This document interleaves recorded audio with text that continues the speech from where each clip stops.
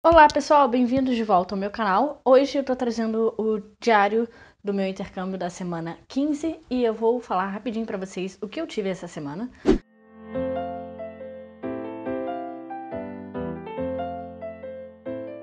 Basicamente, essa é a penúltima semana antes das férias de Natal. Eu tive duas aulas de compósito, uma de manhã na segunda e uma à tarde na quarta. Eu tive duas aulas de modelagem de elementos finitos, que foram 4 horas de aula na segunda. E eu tive 3 aulas de plasticidade, que foi uma aqui na segunda, uma na quarta e uma na sexta. E finalmente uma aula de mecânica não linear aqui na quarta-feira. E essas duas aulas tiveram horários trocados, então eu tive primeiro plasticidade e depois mecânica não linear. Vou começar falando sobre a aula de compósitos. Na aula de compósitos, a gente começou aqui fazendo um exercício sobre uma placa retangular apoiada simplesmente nos contornos dela, e aí com uma força distribuída aqui no meio, a gente resolveu esse problema tentando encontrar as tensões nessa placa e também os modos associados à deformação dessa placa. E foi basicamente isso que a gente viu durante essa aula, além de um pouco também da teoria por trás desse problema, que muitas vezes a gente vê a teoria e não consegue ver a aplicação dela, nesse caso a gente viu a aplicação.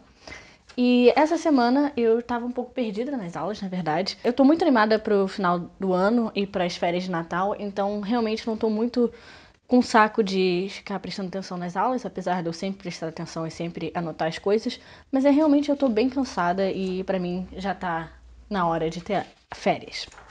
Enfim, na quarta-feira a gente deu continuidade à matéria que a gente viu no exercício da aula anterior, e foi basicamente só teoria mesmo. E a gente começou também na teoria de Reissener-Midlin. Então, basicamente, a gente deu essa parte da matéria. E uma coisa também, como eu disse, eu tô meio perdida nas aulas e por conta disso eu acabei não furando novas folhas para colocar no meu caderno inteligente e isso também prejudicou um pouco a minha atenção. Mas no final das contas deu tudo certo. Bom, para plasticidade eu tive 3 aulas essa semana. 2 foram aulas em sala de aula normal e uma foi uma aula prática que a gente fez em laboratório para fazer um código, que depois eu vou explicar sobre o que foi. Na segunda-feira a gente deu continuidade à matéria da semana passada, que era basicamente a simulação numérica de estruturas elastoplásticas. E a gente fez pouquinha teoria, porque faltava bem pouco pra gente acabar esse capítulo, que no caso aqui da apostila é o capítulo 4. Então a gente deu esse finalzinho aqui que mostra um pouco sobre o resumo de como aplicar elementos finitos no caso desse tipo de material elastoplástico. E aí, a maior parte da aula foi a gente resolver esse trabalho dirigido, que é basicamente um exercício, sobre implementação das leis de comportamento. Então, essa primeira parte aqui ele fez no quadro e essa segunda parte ele deu um tempo para a gente tentar fazer sozinhos. Eu não consegui fazer sozinha porque eu não estou entendendo muito bem a matéria, como de hábito, mas depois de um tempo eu comecei a entender, quando ele começou a fazer no quadro, deu para acompanhar melhor o que ele fez. Então isso deu mais ou menos 2,5 páginas de resolução. Isso aqui é a parte que eu tentei resolver e estava obviamente bem errado. E essa aqui é a parte que ele resolveu. Essa matéria aqui, em questão de implementação, de aplicação, quando você vai aplicar a teoria, é bem direto. É mais direto do que eu imaginaria. Então, muitas vezes nos exercícios eu não consigo fazer o exercício, mas eu imagino que a solução seja uma coisa relativamente simples, que é simplesmente você pegar as equações que foram dadas na aula e aplicar no exercício, só trocando as variáveis. E realmente, geralmente, é isso mesmo. Mesmo assim, eu acabo não conseguindo fazer. Na quarta-feira a gente começou um novo capítulo, que por acaso não tá nessa apostila aqui, eu não sei porquê, mas não está. E esse capítulo é uma introdução à elastoplasticidade em grandes deformações. E ele começou um pouco com um exemplo sobre tração simples e depois foi aumentando um pouco o problema para a gente ter uma ideia de como é aplicado as leis de comportamento e também como são calculadas as tensões e as deformações, nesse caso de grandes transformações. Além disso, ele também falou um pouco sobre matriz de transformação, matriz de rotação e esse tipo de coisa. E no final das contas, ele fez alguns comentários pertinentes sobre a matéria. Agora, para mecânica não linear, a gente não teve aula em si, a gente teve a resolução de um exercício que foi dado como como trabalho para o final de semana, que seria. Toda semana a gente tem um trabalho de MNML, que é Mecânica Não Linear, para entregar em Python. E essa semana esse trabalho não era para o final de semana, era para quarta-feira, que era o dia que a gente tinha que entregar. Então, basicamente, tinham 2 deveres. Um que era resolver o problema da prova de MEMCO, que é uma outra matéria do primeiro ano que eles dão aqui.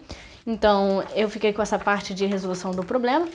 E a minha dupla ficou com o trabalho de fazer o código, que eu acredito que tenha sido um pouco mais complicado do que isso, porque esse aqui a gente tinha algumas respostas dos problemas e a gente podia comparar.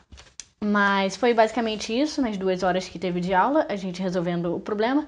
E nesse dia, que foi quarta, eu fiquei até umas 5 da tarde, a minha aula acabou 3h45, para realmente terminar esse problema aqui. Eu não consegui terminar, eu fiz até a terceira questão, tem 12, e aí em casa eu terminei. Mas foi isso que a gente fez nesse dia. E finalmente, no último dia, que foi sexta-feira, eu só tive uma aula, que foi de plasticidade. E nessa aula de plasticidade, como eu disse, ela foi um pouco diferente das outras, porque ela foi um trabalho prático. Então, basicamente, o trabalho que a gente está tendo que fazer é criar um código na linguagem que a gente preferir. A gente está criando em Python para resolver um dado problema que foi exposto para nós por meio desse código. Então, a gente está tentando entender mais ou menos a matéria, porque essa matéria é bem complicada e não dá para fazer esse trabalho sem entender o que são as variáveis e também o comportamento entre elas. Então, por enquanto, a gente está na fase de tentar entender a matéria ainda. A gente montou o código porque tinha mais ou menos montado no problema qual seria o código, e agora a gente só está tendo que definir as variáveis e também definir as funções que a gente vai usar. E vai ser basicamente isso. Para a semana que vem a gente tem 3 aulas que tem a ver com esse código também, então a gente vai ver como vai se desenvolver isso. Quinta-feira eu tive aula de francês, só que essa aula foi diferente, foi no auditório com todas as turmas de francês, para introduzir um pouco do conhecimento sobre a prova de francês que a gente vai ter que fazer para o ano que vem. E essa prova de francês é obrigatória para o pessoal de duplo diploma. Para eles ganharem o diploma deles, eles precisam obter no mínimo um nível de B2+, na prova. Sem isso, eles não conseguem o diploma deles. Eles podem tentar 2 vezes, em 2020 e 2021. Mas sem isso, eles realmente não conseguem o diploma. Eu não tô aqui como duplo diploma, então não vou ganhar um diploma fazendo esse intercâmbio, então para mim não é obrigatório. No entanto, eu vou fazer essa prova porque eu quero ter um certificado, mesmo que ele seja só de 2 anos, e eu também quero testar um pouco o meu francês. Uma coisa muito interessante que aconteceu essa semana também, que é a última coisa que eu vou falar aqui, foi que eu consegui uma entrevista de estágio. Eu estou procurando estágio há algum tempo e, por enquanto, eu só tenho recebido respostas negativas por motivos diferentes. Mas eu consegui uma entrevista para a semana que vem e eu estou estudando para essa entrevista, porque aqui os estágios, para você conseguir um estágio, você tem que fazer uma entrevista técnica e uma entrevista também com o pessoal do RH. Depende um pouco de qual posição você vai pegar, se você vai ter essas 2 entrevistas ou não, mas geralmente para engenharia é assim. Então por isso que tem que dar uma estudada antes sobre a vaga e também sobre a matéria que você deu e sobre os programas que eles falam na vaga. Então é isso, eu espero que semana que vem eu possa trazer um feedback positivo sobre essa entrevista, mas vamos ver. E se vocês gostaram desse vídeo, não se esqueçam de olhar os outros 2 que eu postei até agora sobre o diário de intercâmbio, e não se esqueçam também de se inscrever aqui no meu canal e deixar o seu like aqui embaixo. Eu espero ver vocês no próximo vídeo. Até mais!